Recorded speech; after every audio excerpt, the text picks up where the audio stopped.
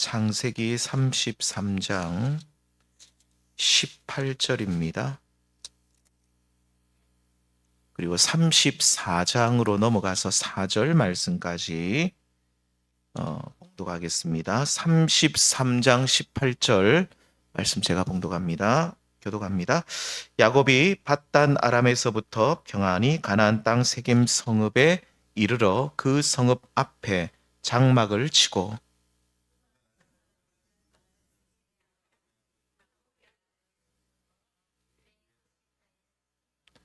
거기에 제단을 쌓고 그 이름을 엘엘 로헤 이스라엘이라 불렀더라.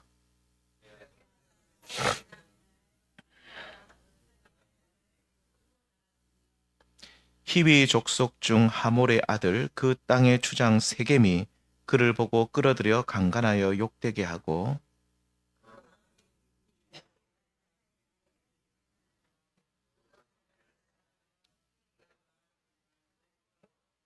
함께 읽습니다. 그의 아버지 하몰에게 청하여 이르되 이 소녀를 내 아내로 얻게 하여 주소서 하였더라. 아멘. 오늘은 존재를 두고 기도하라는 제목으로 잠시 말씀을 나누겠습니다. 야곱은 우리가 잘 아시는 대로 일평생 험한 세월을 보낸 사람입니다. 요즘 말로 말하면 세상적인 언어를 쓰면 그냥 팔자가 사나운 사람이다라고도 볼 수가 있죠. 그는 아버지 집에 있을 때 형 에서를 속이고 밧단 아람으로 도망쳐서 20년간 타지에서 많은 고생을 하였습니다. 그리고 이제 외삼촌이 또 쫓아오니까 또 도망치고 그러면서 이후에 그다음 베델로 밧단 아람을 떠나서 베델로 바로 갔으면 됐는데 그는 세겜으로 가게 되는데 오늘 33장 그리고 34장 말씀을 보시면 그가 이 세겜에서 자신의 딸이죠. 이 디나, 레아의 딸이었던 디나가 강간당하는 사건을 겪게 됩니다. 참 가슴 아픈 일이죠. 뿐만 아닙니다. 이 자신의 사랑하는 아들, 우리 37장부터 이제 요셉 이야기가 나오는데 요셉이 이 요셉을 시기 질투하는 형들로 인해서 가족 간의 분쟁이 일어나고 또 요셉을 잃어버리는 그러니까 요셉은 죽은 줄 알았잖아요. 그러니까 사랑하는 라헬이 낳은 그 사랑하는 아들을 잃어버리는 그 아픔을 야곱은 경험했습니다.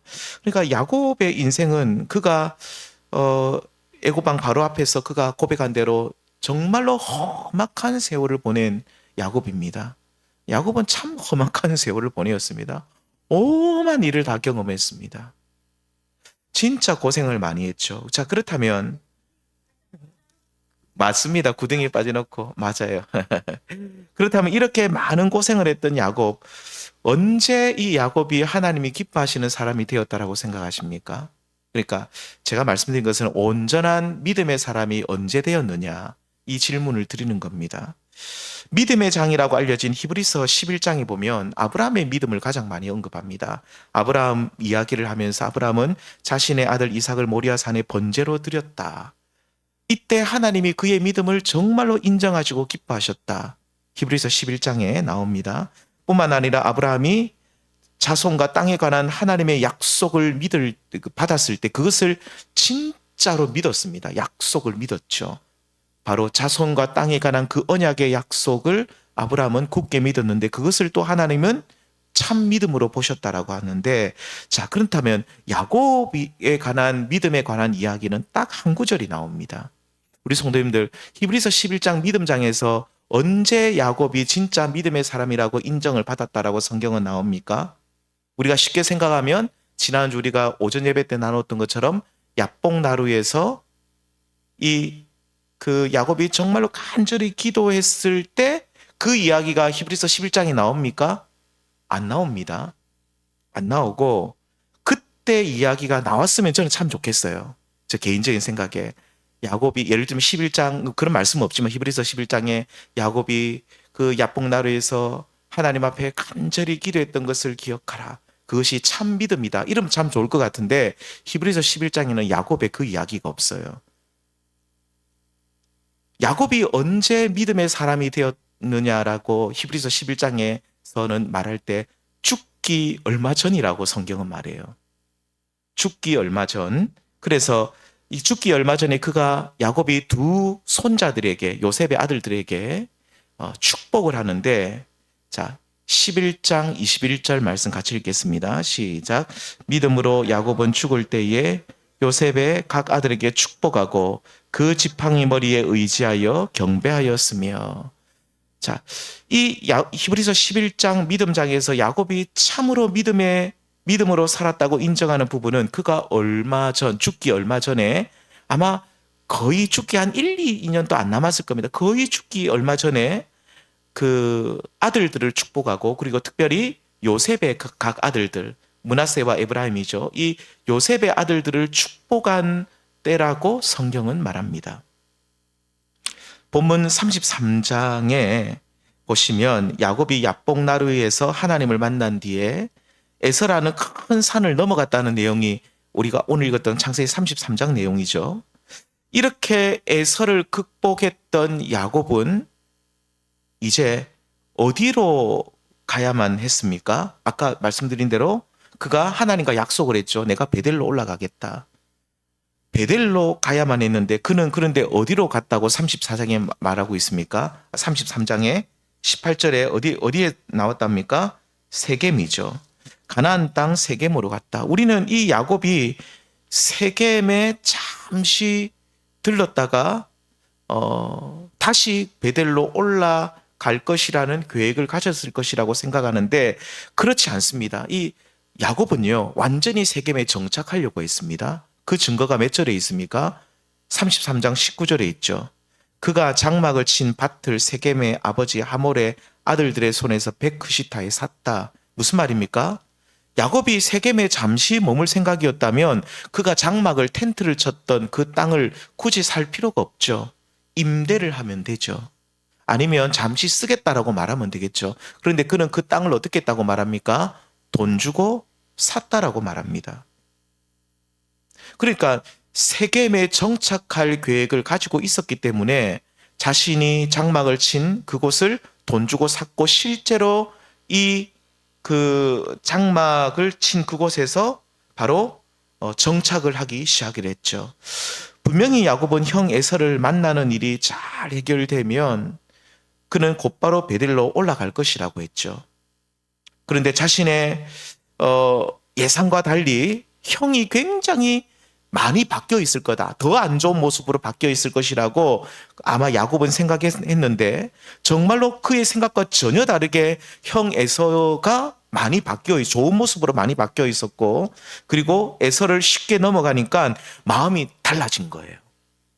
분명히 이 야복나루에서 기도할 때에 정말로, 그리고 그 전에도 마찬가지고 내가 이제 베델로 간다. 바다나람을 떠났으니 베델로 올라가겠다. 외삼촌의 손에서 하나님이 나를 건져내시고 두 번째 에서의 손에서도 하나님이 나를 건져내셨으니 내가 베델로 꼭 가겠다라는 그 생각을 마음속으로 가지고 있었지만, 실제로 외삼촌도 넘어가고 에서도 넘어가니 화장실 들어갈 때하고 나올 때 마음 다르듯이 마음이 확 바뀌어버린 겁니다. 갑자기 가기 싫은 거예요. 그래서 베델로 올라가는 중간 정도 지역인 문명이 발달했던 그 세겜성에 정착을 하려 했던 것이죠. 이것은 하나님과 약속을 저버린 행위고, 세겜이라는 이 세속의 도시에 정착해서 그곳에서 번영을 누려보려는 헛된 욕망을 이 야곱이 가지고 있었음을 우리는 알 수 있습니다. 성도님들, 우리가 이 땅에서 살아가는 시간을 성경에서는 뭐라고 말합니까? 나그네의 길이라고 말합니다. 저와 우리 모든 성도님들은 지금 어떤 길을 걸어가고 있습니까? 이 땅에서 나그네의 길을 걸어가고 있습니다. 나그네라는 말은 무슨 말입니까? 본향이 있다는 거죠. 히브리서 11장 3절에 보면 성도들을 향해서 이래 말합니다. 너희는 이 땅에서 외국인과 나그네다라고 말하죠. 베드로전서 2장 11절에도 사랑하는 자들아 거류민과 나그네와 같은 너희를 권한다.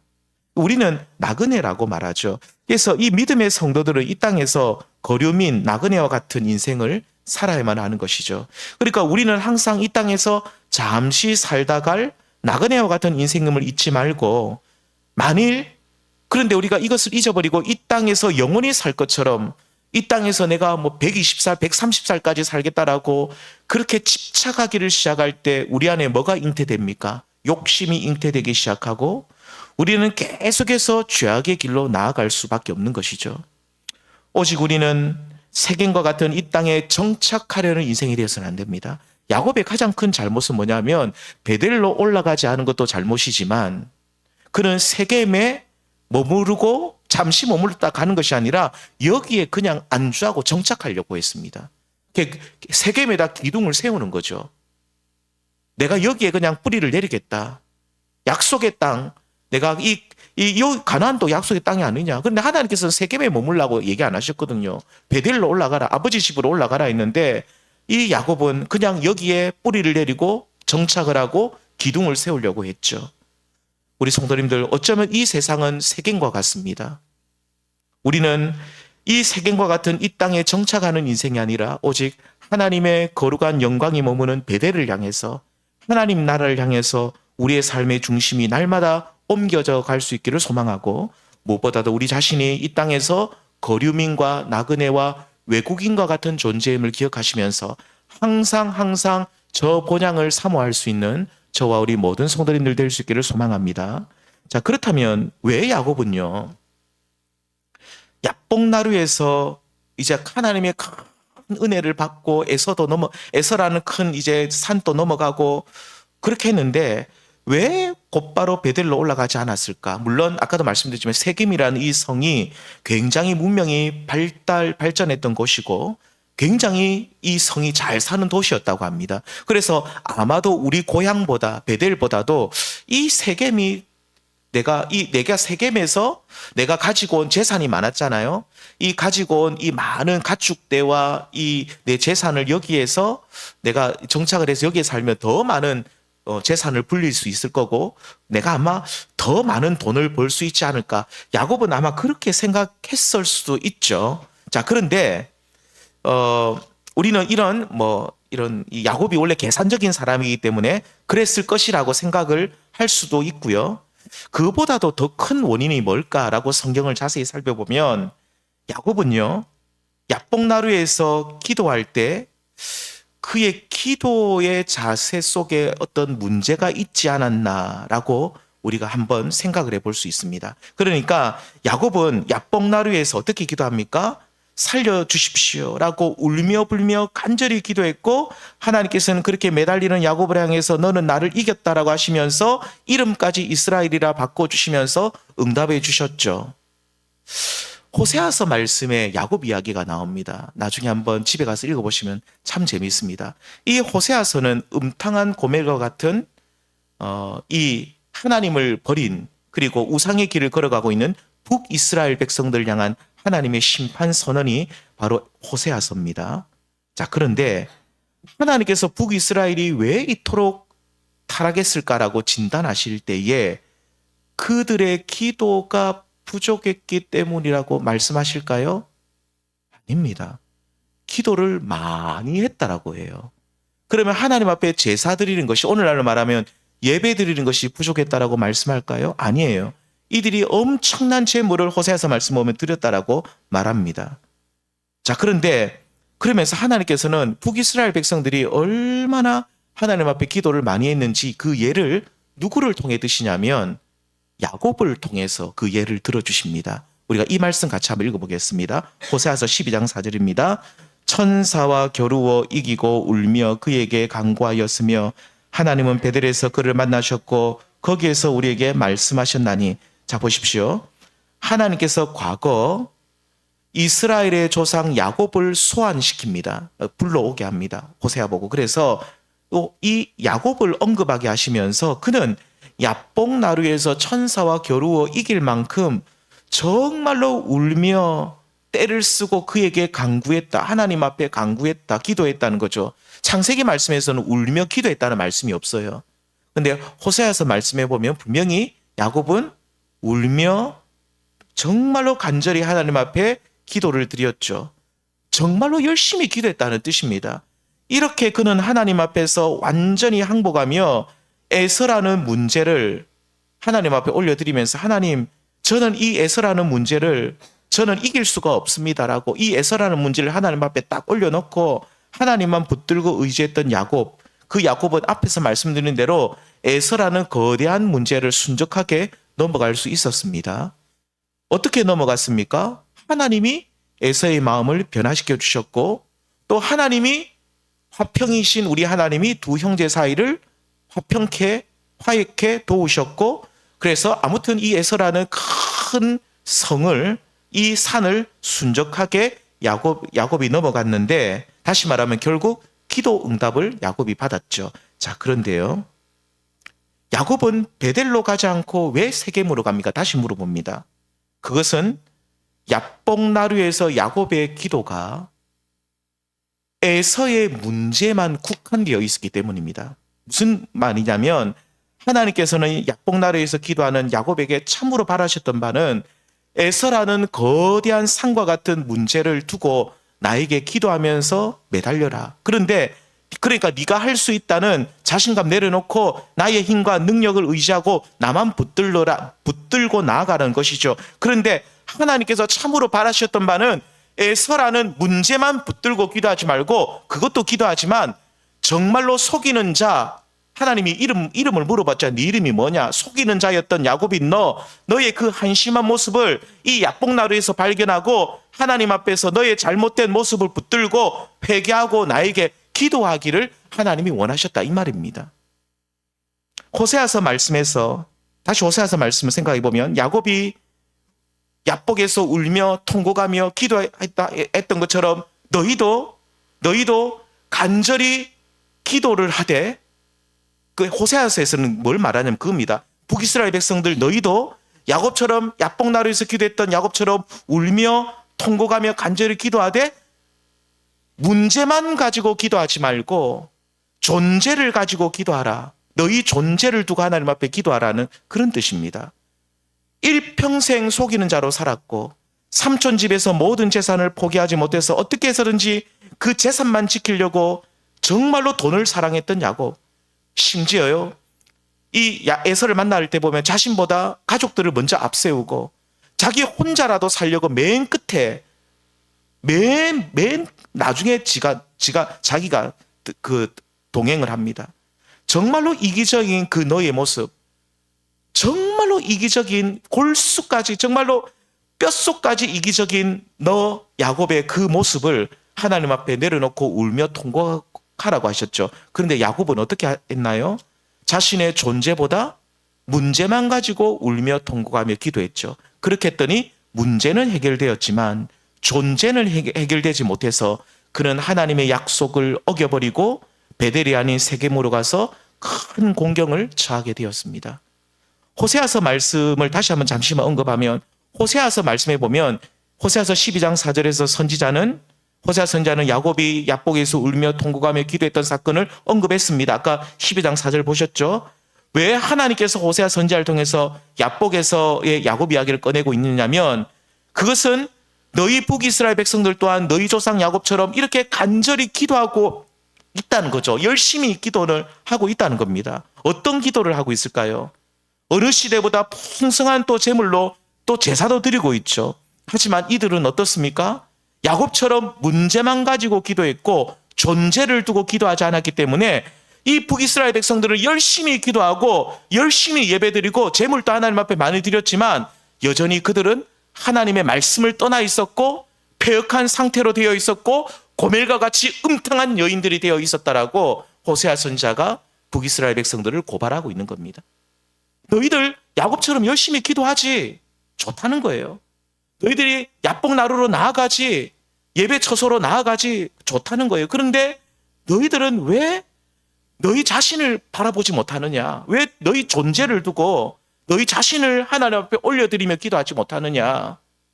날마다 기도하는 내용들이 하나님 우리 잘 먹고 잘 살게 해주십시오. 하나님 우리 북이스라엘이 번영케 해주십시오.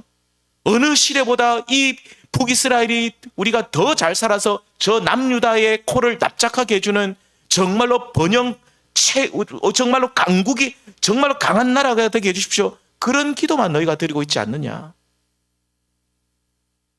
그래서 12장 4절에서 야곱의 기도에 대한 말씀을 하고 난 뒤에 바로 12장 6절에서 이스라엘 존재의 문제를 언급하고 있습니다. 이 6절 말씀 12장 6절 같이 읽어보겠습니다. 시작. 그런즉 너희 하나님께로 돌아와서 인애와 정의를 지키며 항상 너희 하나님을 바랄지니라. 아멘. 호세아 선지자는 12장 4절에서 야곱이 야복에서 울며 통곡하며 기도했던 사건을 언급하고 난 뒤에 곧바로 6절에서 이렇게 기도하는 너희, 기도하는 것에 대해서 뭐라고 하는 것이 아니에요. 기도하는 너희는 이제부터 뭘 두고 기도하라는 겁니까? 너희 존재를 두고 기도하라. 그러니까 화려한 제사만 드리고 문제만 가지고 애서만 가지고 기도하지 말고 딱 그것만 해결하려는 실용적인 종교인들이 되지 말고 하나님 내 이 문제만 해결되면 하나님 잘 믿겠습니다. 그런 사람 치고 하나님 제대로 믿는 사람 없어요. 실용적인 종교인이 되지 말고 이제 너희는 존재를 너희 자신을 하나님 앞에 두고 여전히 변하지 않는 너희 자신, 여전히 패역하고 악한 너희 자신을 하나님 앞에 올려드리고 고멜과 같이 음탕하고 고멜과 같이 하나님을 떠난 음녀인 너희들, 너희 자신을 하나님 앞에 올려드리면서 울며 통곡하며 이제부터 기도하라는 것이죠. 그래서 어떤 사람이 되라는 겁니까? 하나님께로 온전히 돌아와서 어떤 사람이 되라고요? 인애와 정의를 지키는 사람이 되라. 한마디로 존재가 변화되어야 된다는 거예요. 너희들이 바뀌지 않으면 안 된다는 거예요. 너희들이 인애와 정의를 지키는 하나님의 거룩한 백성이 되지 아니하면 아무리 야곱처럼 너희들이 그 문제만 가지고 막 열심히 울고불고 기도한다고 해서 하나님이 너희를 기뻐하지 않으신다. 너희는 정말로 존재를 두고 기도하는, 그래서 인애와 정의를 지키는 정말로 거룩한 백성이 되라고 그렇게 호세아 선지자가 북이스라엘 백성들을 향해서 그렇게 외치고 있는 것을 보게 됩니다. 성도님들, 오늘날 많은 그리스도인들이 왜 베델이 아니라 우리가 왜 자꾸 세겜, 세상으로 볼 수 있습니다. 그러니까 하나님의 품이 아닌 세상으로만 자꾸 갑니까? 왜 은혜의 자리 베델에 있지 못하고 자꾸 세겜으로 나아가서 큰 낭패를 경험하고 원치 않는 고난을 받습니까? 열심히 기도하지 않기 때문입니까? 그런 것 같지도 않아요. 열심히 교회 봉사하지 않기 때문입니까? 그것도 아닌 것 같습니다. 누구보다 열심히 기도하고 봉사하고 종교적 열심을 많은데 문제는 우리 자신을 두고 기도하지는 않아요. 존재를 두고 기도하지는 않는다는 거죠. 우리 성도님들, 우리가 하나님 앞에 나와서 얼마나 내 자신의 이 야곱처럼 한심한 나 자신, 정말로 하나님 앞에 깨끗하고 바르다라고 사람들 앞에 자랑하고 다니지만 여전히 뒤에서 내 모습은 보면 너무나도 부끄럽고 패역하고 악한 내 모습을 두고 얼마나 하나님 앞에 애통하며 기도하냐는 겁니다. 우리 한국교회 성도들이, 한국까지 얘기해서 죄송하지만 한국교회, 우리 이 대한민국의 교회 성도들이 우리가 정말로 어떤 문제 가지고 기도하는 것은 누구보다도 잘해요. 뭐 소나무 뿌리를 뽑는다 하면서 막 정말로 기도하는데 정말로 내가 주님 바뀌어야 됩니다. 문제의 원인은 납니다라고 나의 변화와 나의 회복과 내가 정말로 호세아서 12장 6절 말씀처럼 인애와 정의를 지키는 좋은 사람이 되도록 얼마나 우리가 기도하고 있냐는 거죠. 그런 기도가 없으니까 우리는 베델로 가지 못하고 늘 세겜으로 가다가 그곳에서 또 머물다가 큰 낭패를 경험하고 마는 것입니다. 창세기 우리 34장에 보면 그 디나 사건 후에 특별히 이 시몬과 레위를 중심으로 해서 형제들이 그 세겜 성에 살육을 합니다. 엄청난 일을 벌이죠. 남자들을 다 죽여버립니다. 그때 이 야곱이 그 아들들을 향해서 크게 화를 냅니다. 그러면서 34장 30절에 뭐라고 말합니까? 너희는 이 땅 세겜에서 뭐를 풍기고 있다고 말합니까? 악취를 풍기고 있다. 우리 성도님들, 야곱의 아들들만 악취를 풍길까요? 아버지는 그럼 책임이 없습니까? 야곱도 악취를 풍기고 있는 겁니다. 32장에서 그토록 야복에서 기도했지만 히브리서 말씀에서는 야복의 이야기를, 히브리서 11장 믿음장의 야복의 이야기를 하지 않고 그가 겨우 죽기 일보 직전에 그의 믿음이 살아있었다라고 증언하고 있는 것은 여전히 야복에서도 그는 존재를 두고 기도하지 않았고 문제만 두고 기도했기 때문에 하나님은 그의 믿음을 진짜 믿음으로 보지 않았다는 것이죠.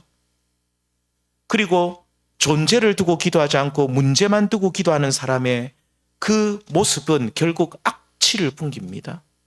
우리의 삶이 그리스도의 향기를 풍기는 것이 아니라 어디를 가도 정말로 악취만 풍기는, 사람들에게 이리저리 막 입에 오르내리는 그런 사람이 될 수밖에 없는 것이죠.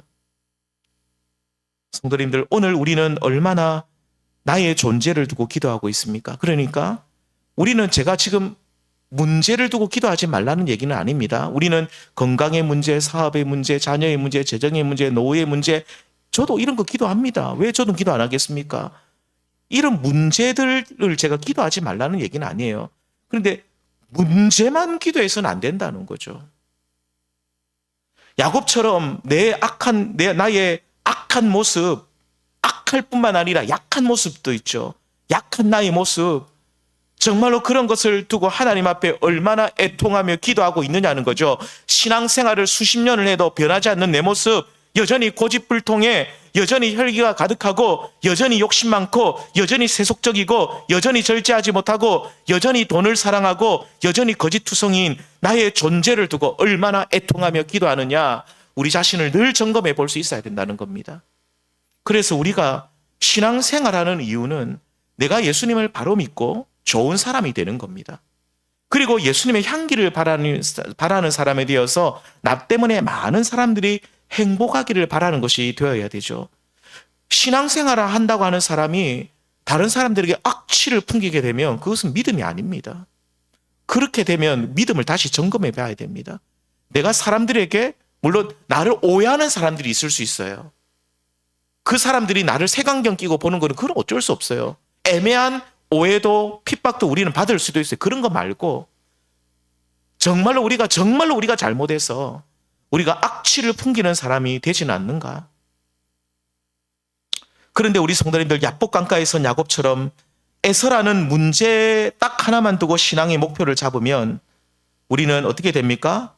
우리는 베델이 아닌 세겜으로 올라가는 야곱처럼 될 것이고 결국 우리는 큰 낭패를 당하든지 중도의 신앙생활을 포기해버리고 말 것입니다. 성도님들, 꼭 기억하십시오. 우리는 날마다 야복으로 올라가서 기도를 하시되 문제만 가지고 기도하지 마시고 존재를 두고 기도하시기를 바랍니다. 의와 공도를 행하는 거룩한 하나님 백성이 될 수 있도록 우리는 기도를 드려야 됩니다. 하나님께서 아브라함에게 내가 너를 선택한 이유가 바로 이거라고 말씀하셨죠. 우리 말씀이 좀 길지만 한번 읽어보고 마치겠습니다. 함께 읽겠습니다. 시작. 내가 그로 그 자식과 권속에게 명하여 여호와의 도를 지켜 의와 공도를 행하게 하려고 그를 택하였나니 이는 나 여호와가 아브라함에게 대하여 말한 일을 이루려 함이니라. 자, 보십시오. 내가 그로 그 자식과 권속에 명하여 여호와의 도를 지켜 뭐를 행한 사람요? 의와 공도를 행하게 하려고 그를 택하였다. 그러니까 이렇게 우리가 날마다 의와 공도를 행하는 거룩한 백성이 되기를 소망하고 우리가 하나님께 우리의 존재를 두고 하나님, 내가 정말로 이제는 바뀌고 싶습니다 라고 기도할 때에 우리는 세겜으로 가지 않고 우리는 어디로 가게 되겠습니까? 베델로 가게 되고 거기서 하나님의 충만한 은혜를 경험하게 될 줄 믿습니다.